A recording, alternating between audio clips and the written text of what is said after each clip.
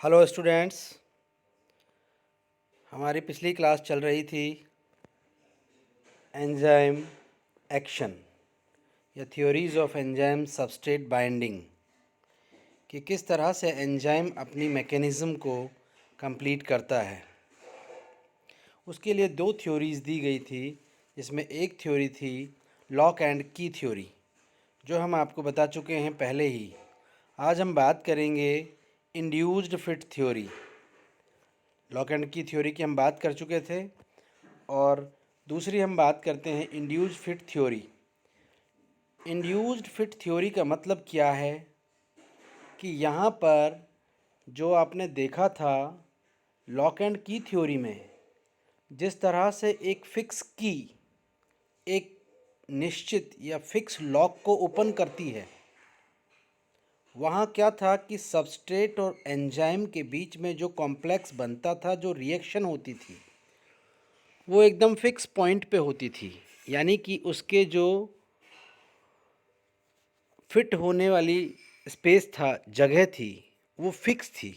यानी कि lock and की थ्योरी बताती है कि एंजाइम की जो एक्टिव साइट्स होती हैं वो फिक्स होती है, जबकि इंड्यूस्ड फिट थ्योरी कहती है कि जो एंजाइम की एक्टिव साइट्स हैं वो फिक्स नहीं हैं, उनके अंदर थोड़ा बहुत कॉन्फ़िगरेशनल चेंज होता रहता है। यानी कि वो सबस्ट्रेट के हिसाब से थोड़ी सी चेंज हो जाती है, और फिर सबस्ट्रेट एंजाइम कॉम्प्लेक्स बनाती है। यानी कि यहाँ डिफरेंस हो गया। आप देख सकते हैं लॉक एंड की थ्योरी में क्या है कि एंजाइम की जो एक्टिव साइट है जहाँ सबस्ट्रेट फिट होता है वो फिक्स होती है, जबकि इंड्यूस्ड फिट थ्योरी में एंजाइम की एक्टिव साइट्स में फ्लैक्सिबिलिटी होती है, वो माइन्यूटली चेंज हो सकते हैं सबस्ट्रेट के हिसाब से, और फिर वो एंजाइम सबस्ट्रेट कॉम्प्लेक्स बनाते हैं। अब हम बात करते हैं कि ये थ्योरी किसने दी है। ये थ्योरी दी है कॉस्टलैंड ने, एक साइंटिस्ट है कॉस्टलैंड। जबकि लॉक एंड की थ्योरी दी थी किसने? एमिल फिशर ने। तो देखें ये थ्योरी है क्या। It is a more flexible model. Flexible यानी कि एंजाइम की एक्टिव साइट्स में क्या है, थोड़ा बहुत चेंज होने की क्षमता होती है। Where the catalytic site is not fully formed, यानी फिक्स नहीं है। जो कैटालिटिक साइट या एक्टिव साइट है वो पूरी तरह से रिजिड नहीं है। The catalytic site of the enzyme is not complementary to the substrate. देखिए, जैसा मैंने आपको अभी बताया कि एकदम फिक्स नहीं है कि भाई एक फिक्स सबस्ट्रेट ही उसमें जाएगा। वो सबस्ट्रेट के हिसाब से थोड़ी बहुत फ्लैक्सिबल होती है। देखिए यहाँ लिखा है ना साफ, not complementary. Binding of the substrate to the enzyme induces change in the shape of the catalytic site, making it more fit for substrate। देखिए, यानी कि जो एक्टिव साइट्स हैं जहाँ वो सबस्ट्रेट के साथ जुड़ता है, वहाँ फ्लैक्सिबिलिटी है, और सबस्ट्रेट के हिसाब से वो एकदम अच्छे से फिट हो जाती है और कैटालिटिक रिएक्शंस परफॉर्म कराती है। अब आप यहाँ डायग्राम में आप देखें, यहाँ आप देखें ये सबस्ट्रेट है जिसके प्रोजेक्शंस आप देख रहे हो इस तरह के हैं, और यहाँ आप देखिएगा एक्टिव साइट्स में क्या बिल्कुल उसी की तरह फिट होने की स्पेस दिख रहा है आपको? नो। तो यही तो थ्योरी कहती है कि ये एंजाइम अपने अंदर चेंज कर लेता है, थोड़ा सा सबस्ट्रेट से इंड्यूस होकर के अपनी एक्टिव साइट्स में चेंज कर देता है और एंजाइम सबस्ट्रेट कॉम्प्लेक्स बना लेता है। यहाँ आप देख रहे हैं ये इनिशियल कंडीशन में एंजाइम आपको दिख रहा है। ये initial binding enzyme with substrate के साथ शुरुआती दौर में ये बाइंड होने की तैयारी कर रहा है, और यहाँ आप देख रहे हो एक्टिव साइट्स में कॉन्फ़िगरेशनल चेंज होना स्टार्ट हो रहा है, और यहाँ एकदम एंजाइम सबस्ट्रेट कॉम्प्लेक्स बन जाता है। यानी कि परफेक्ट फिट हो गया है एंजाइम सबस्ट्रेट के साथ। अब क्या होता है कि ये एंजाइम इस सबस्ट्रेट के वीक बॉन्ड को ब्रेक कर देता है, और ये बदल बदल जाता है प्रोडक्ट में, और एंजाइम अपना एज इट इज़ आ जाता है और फिर दूसरे सबस्ट्रेट के साथ रिएक्ट करता रहता है। तो आपने देखा इस थ्योरी में एक्टिव साइट्स में फ्लेक्सिबिलिटी है, यानी कि उसके अंदर चेंज किया जा सकता है। किसके हिसाब से किया जा सकता है? सबस्ट्रेट के हिसाब से। तो इंड्यूस्ड फिट थ्योरी ये थी। इंड्यूस्ड फिट मॉडल को आप देखें, मैं आपको पहले ही बता चुका हूँ किसने दिया है, ये कॉस्टलैंड ने दिया है। और कब दिया है? 1958 के अंदर। यहाँ देखिए ये सबस्ट्रेट है, ये एंजाइम है, ये इसके साथ बिल्कुल कोई मैचिंग नहीं कर रहा है, लेकिन ये एंजाइम अपने अंदर माइन्यूट चेंज करके इसके साथ एकदम फिक्स हो जाता है। और आप देख सकते हैं तीनों साइट ABC में चेंज हुआ है और ये एंजाइम सबस्ट्रेट कॉम्प्लेक्स बन गया है। बाद में एंजाइम फ्री हो गया है और सबस्ट्रेट है जो प्रोडक्ट में कन्वर्ट हो गया है। In this model the enzyme changes shape on substrate binding sites पे। अब आप देखेंगे एंजाइम एक्शन, कि एंजाइम भाई कैसे रेट ऑफ रिएक्शन को स्पीड अप करता है।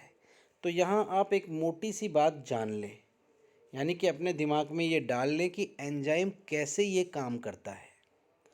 आप एक ही लाइन लिख दें कि एंजाइम एक्टिवेशन एनर्जी को घटा देता है। किसको घटा देता है?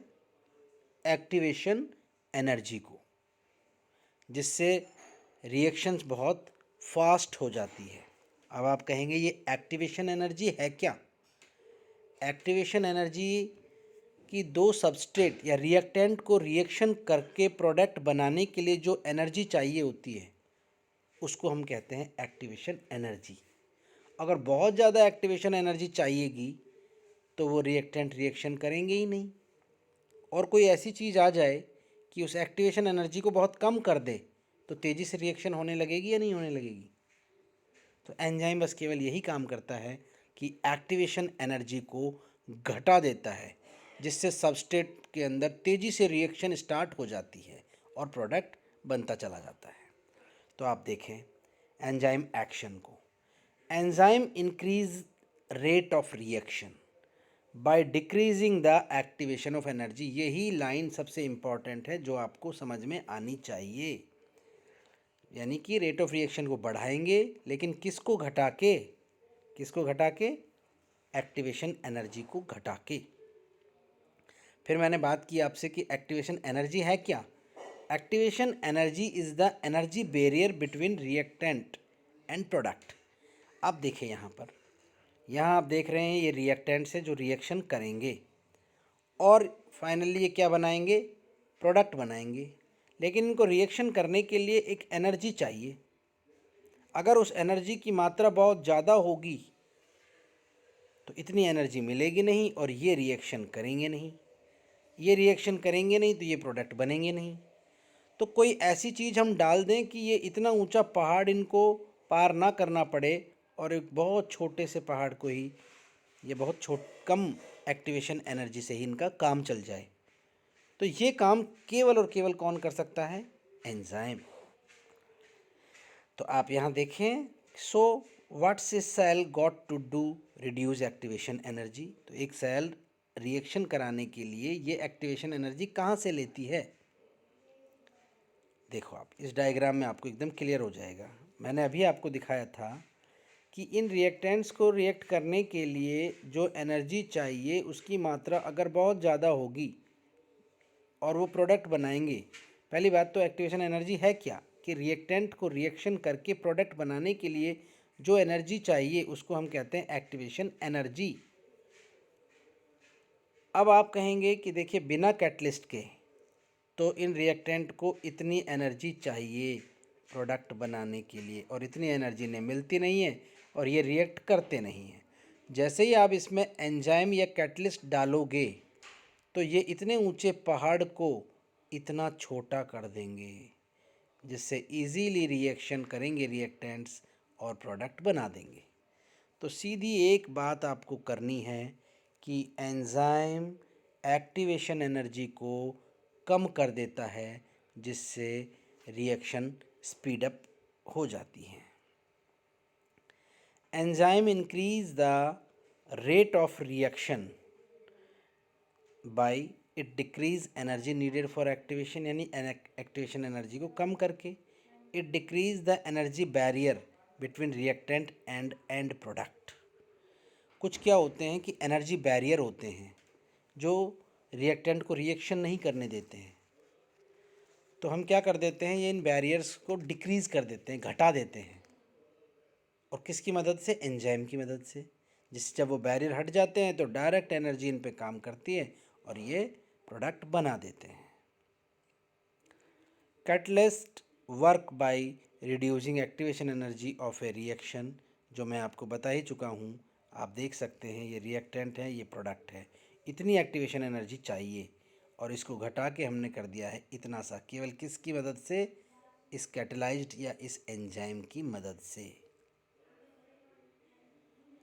रिएक्शन प्रोफाइल, अब पूरी रिएक्शन प्रोफाइल आपको दिखाई गई है कि एंजाइम की प्रेजेंस में क्या हो रहा है और नॉन एंजाइम के प्रेजेंस में क्या हो रहा है। यहाँ आप देख सकते हैं, यहाँ पर आप देख रहे हैं रिएक्टेंट्स हैं ये। इन्हें रिएक्शन नॉर्मल कंडीशन में करने के लिए इतनी एनर्जी चाहिए, जिसे हमने क्या कहा है? Activation energy in non enzymatic reaction. ये डायग्राम आपको एग्ज़ाम में बनाना होगा। ट्रांजिशन स्टेट पे ये आएंगे और फिर प्रोडक्ट बनाएंगे। अगर आपने रिएक्टेंट्स में ये एंजाइम डाल दिया तो ये एक्टिवेशन एनर्जी यहाँ तक जाने की ज़रूरत नहीं है, यहीं पर ही रह जाएगी और ये प्रोडक्ट बना देगी, यानी एंजाइम सबस्ट्रेट कॉम्प्लेक्स बन जाएगा। तो वही बात है, एक्टिवेशन एनर्जी को ये रिड्यूस करके प्रोडक्ट को बनवा रहे हैं। अब आप यहाँ देख सकते हैं किस तरह से ये घटा रहे हैं। देखिएगा, इस रिएक्टेंट को यहाँ पहुँचाना है तो बहुत ज़्यादा एनर्जी लगानी पड़ेगी या नहीं लगानी पड़ेगी? इस लैक्टोज को यानी ग्लूकोज और गैलेक्टोज में तोड़ना है तो इतनी एनर्जी चाहिए। अगर मैं इसमें एंजाइम नहीं डालूँगा तो, यानी यहाँ लिखा है ना विदाउट एंजाइम, तो इसको इतनी एनर्जी चाहिए जिससे कि ये प्रोडक्ट बना सके। लेकिन अगर आप एंजाइम डाल दोगे तो ये देखिएगा, ये पहाड़ के साइज़ को ही कितना छोटा कर दिया है। ये इमीडिएट यानी लैक्टोज पर जो रिएक्ट करेगा लैक्टेज एंजाइम, ये लैक्टेज एंजाइम इस लैक्टोज को तुरंत ग्लूकोज और गैलेक्टोज में बदल देगा। क्यों? क्योंकि इस एंजाइम ने इस एक्टिवेशन एनर्जी को बहुत कम कर दिया है। आप देख सकते हैं यहाँ पर एक्टिवेशन एनर्जी कितनी है बिना एंजाइम के, और जैसे ही आपने इसके ऊपर डाला क्या? लैक्टेज, तो ये एक्टिवेशन एनर्जी कम हो गई और रिएक्शन बहुत फास्ट हो गई। अब देखिए ना आप कि इसको इससे लुढ़काना कितना आसान है और यहाँ से लुढ़काने के लिए कितनी ज़्यादा ज़रूरत है एनर्जी की। तो पूरा क्लियर हो गया आपको किस तरह से एंजाइम अपनी एक्शन को परफॉर्म करते हैं।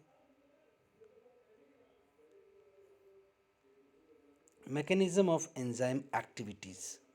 अब पूरा हम एंजाइम की जो मैकेनिज़्म आपको बताई, इसकी दो थ्योरी हमने आपको बताई, लॉक एंड की थ्योरी और इंड्यूस्ड फिट थ्योरी।